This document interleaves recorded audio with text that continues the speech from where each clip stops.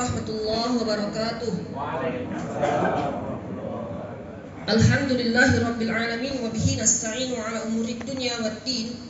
Wassalatu wassalamu ala asyrafil anbiya'i wal mursalin wa ala alihi wa sahbihi ajma'in, amma ba'd.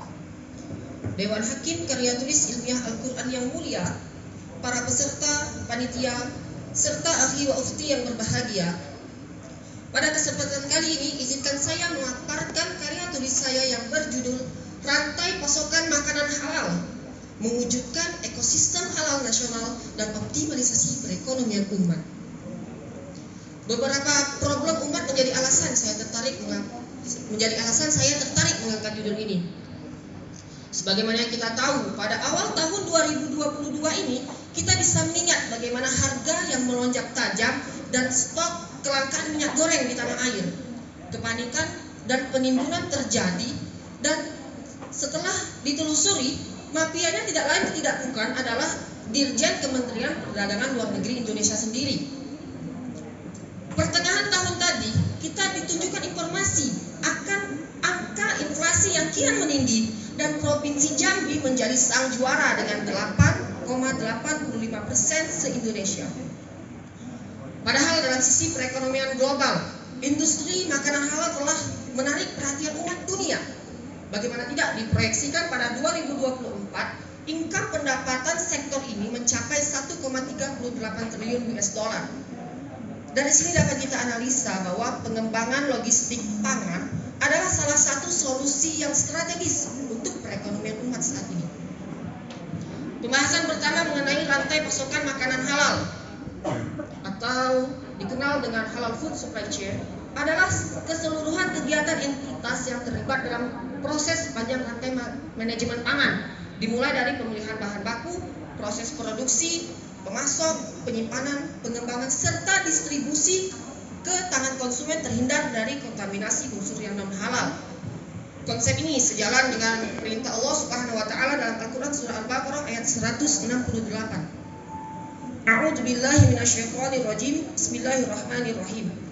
Ya ayyuhan nasu kulu mimma fil ardi halalan thayyiban wa la tattabi'u khutuwatis syaitan innahu lakum aduwwum mubin.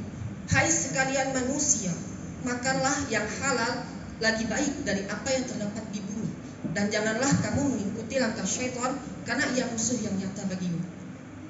Ayat ini dalam tafsir Taisir Al-Karim Ar-Rahman fi Tafsir Kalam Al-Manan, khitabnya adalah untuk seluruh umat manusia, tidak peduli muslim ataupun non-muslim, tidak peduli Indonesia atau Eropa sana, semuanya wajib memilih dan mengonsumsi makanan halal. Pembahasan kedua, kontribusi industri makanan halal dalam pilar perekonomian umat. Ini adalah populasi muslim di dunia. Indonesia memiliki host muslim terbanyak, 231 juta jiwa. Dan ini adalah total biaya konsumsi makanan halal.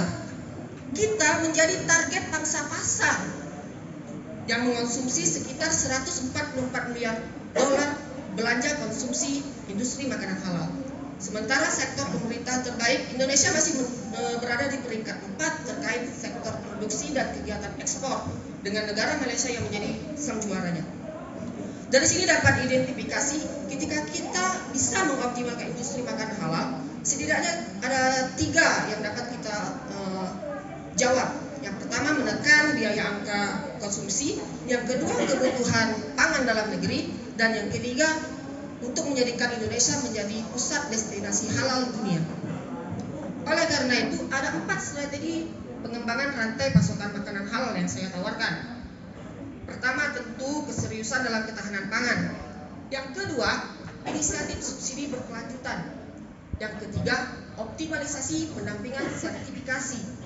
Dan yang terakhir, dukungan atau support pelabelan makanan dan minuman. Sekian dari saya kembalikan kepada Dewan Hakim.